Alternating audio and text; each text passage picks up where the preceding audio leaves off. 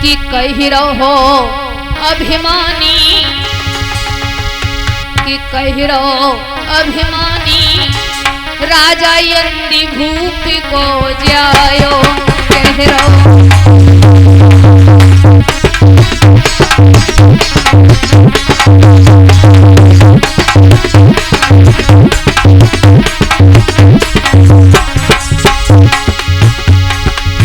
बोला है दुर्योधन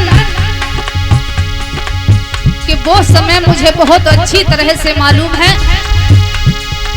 एक दिन वो समय था, द्रौपदी ने मुझसे अंधे के पुत्र अंधा कहा था, लेकिन आज मैं अपने अपमान का बदला अवश्य ले लूंगा। और कहा कही रहो अभिमानी, राजा अंधी भूप को जायो कही रहो।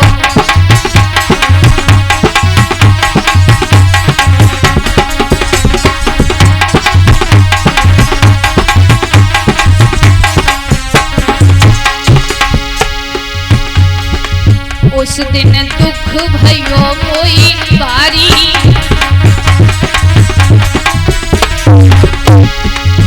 उस दिन दुख भयो कोई भारी,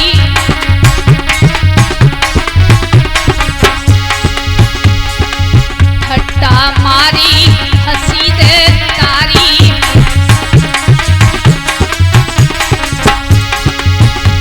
कदर मेरी नहीं जानी,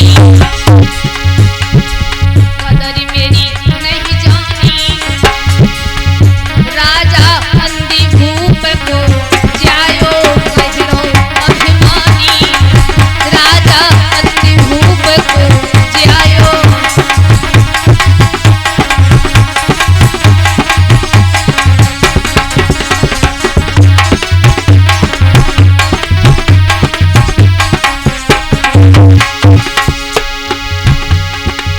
हमसे कही अंध के अंधा, हमसे कही तब से नाई बड़ो मेरो धंधा, तब से नाई जो भी मेरे दिलवानी, जो भी मेरे दिलवानी, राजा अंधी भूप को जायो कह रहो अभिमानी, राजा अंधी भूप को जायो।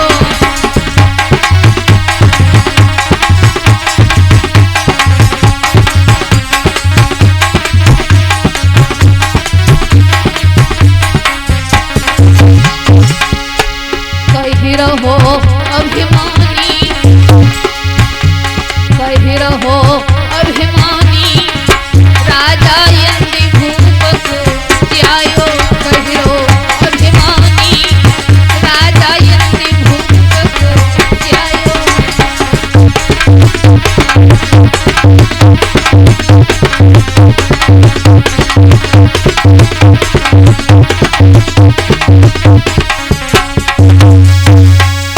कहा है दुर्योधन के हे दुशासन, द्रौपदी को पकड़कर इस सभा में लाकर के खड़ा कर दो। दुशासन चला है, इधर द्रौपदी से कहा है कि आपको सभा में बुलाया जा रहा है। महाराज, जब द्रौपदी ने ये शब्द सुना तो द्रौपदी कहने लगी, उस सभा में मेरे जाने का क्या काम है। द्रौपदी ने जवाब दिया है, उस सभा में बड़े बड़े वीर बैठे हुए हैं, कुल गुरु द्रोणाचार्य भी बैठे हुए हैं और भीष्म पितामह बैठे हुए हैं, लेकिन उस सभा में मैं नहीं जा सकती, क्योंकि पुरुषों की सभा में स्त्री के जाने का क्या काम है। उसी समय दुशासन कहने लगा है कि भाभी, आप अगर आप ऐसे नहीं जाओगी तो मैं आपको घसीटते हुए ले जाऊंगा। इधर दुशासन ने द्रौपदी के केसों को पकड़ा और केस पकड़ करके और महाराज जब चला है, द्रौपदी की आंखों में से आंसू चल रहे हैं। कहने लगी है दुशासन, तूने मेरे केसों पर हाथ डाला है और ये केस मेरे जब ही बंधेंगे जिस दिन तेरे रक्त से धुलेंगे। दुशासन केस पकड़ करके द्रौपदी को घसीटता हुआ लाया और महाराज ला करके सभा में द्रौपदी को खड़ा कर दिया है। द्रौपदी चीख करके बोली है, गंधर्व से आवाज लगाई और क्या बोली कि एक गई ना पेश पकड़ ले केस जवान बलदारी, तब गैया सीत कराई री रुदन करी रही बारी।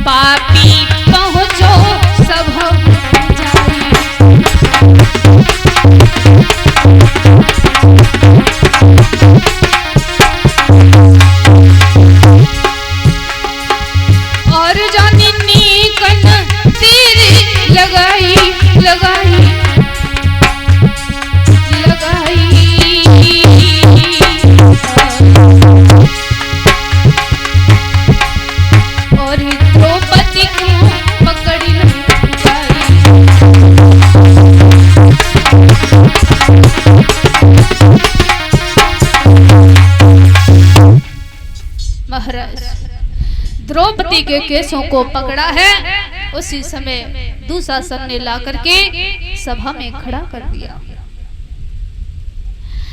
द्रौपदी हाथ जोड़ करके खड़ी हो गई, कहने लगी इस सभा में कोई ऐसा वीर नहीं है जो कि मेरी लाज को बचा पाए, और मुझे इस सभा में क्यों बुलाया गया है।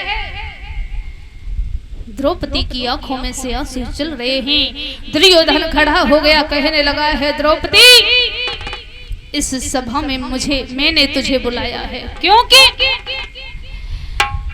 ये सभा अंधों की सभा है। दुशासन इस द्रौपदी के शरीर से साड़ी को खींच करके नग्न अवस्था में कर दो और द्रौपदी को मेरी जंघा पर बिठा दो। महाराज जैसे ये शब्द सुना है, द्रौपदी इधर उधर देखने लगी। कहा है दुर्योधन ने कि द्रौपदी को नग्न करके मेरी जंघा पर बिठा दो। भीम जैसे ही सुना उठ करके खड़ा हुआ है। महाराज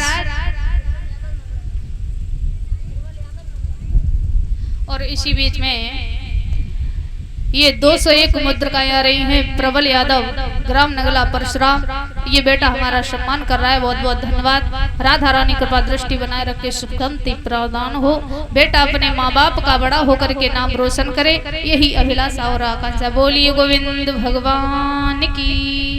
इधर महाराज जैसे ही द्रौपदी इधर उधर देखने लगी है, पहुंची है भीष्म पितामह के पास में। आप तो इस परिवार के कुल हो, लेकिन आप मेरी लाज को चले जाने दोगे?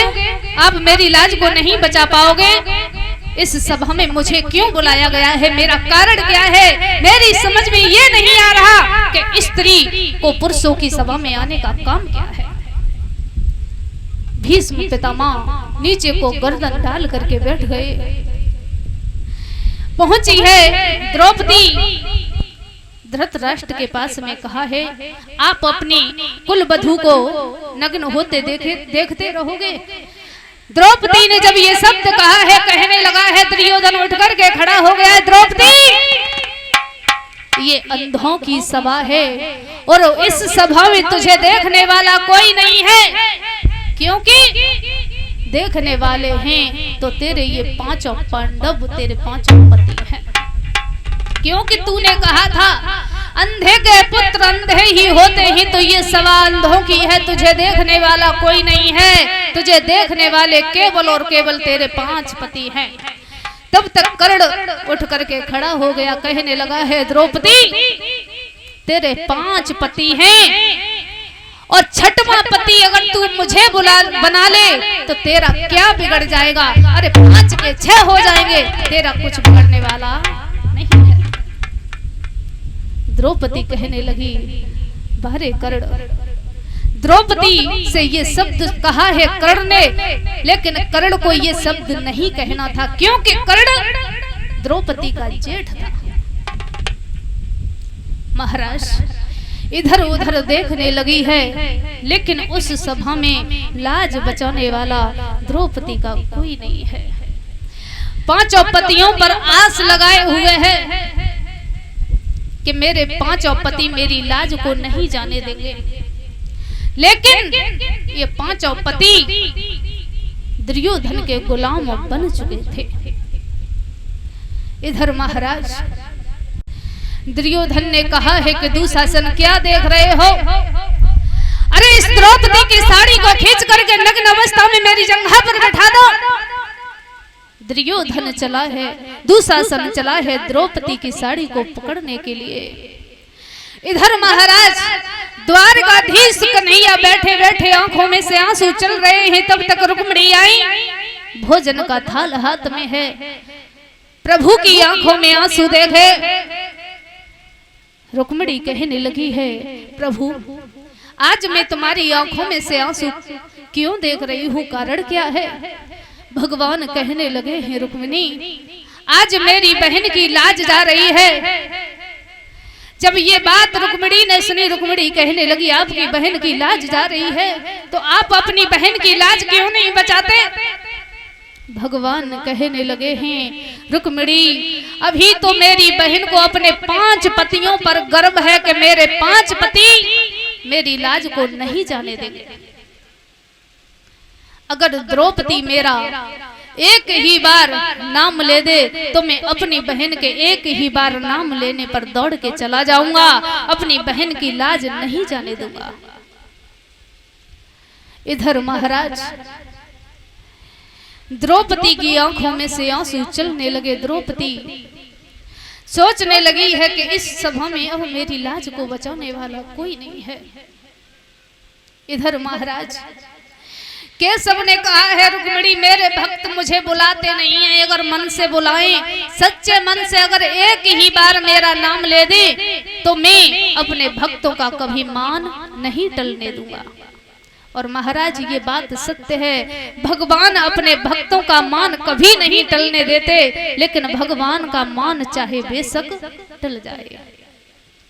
इधर महाराज द्रौपदी ने देख लिया कि अब मेरी लाज को बचाने वाला कोई नहीं है, हाथ जोड़ करके खड़ी हो गई। दुशासन साड़ी को खींचने लगा, जैसे ही हाथ जोड़ करके खड़ी हुई है केशव के लिए आवाज लगाई है हे भैया आकर के मेरी लाज को बचाओ, अगर तुम नहीं आए तुम्हारी बहन की लाज चली जाएगी। बोली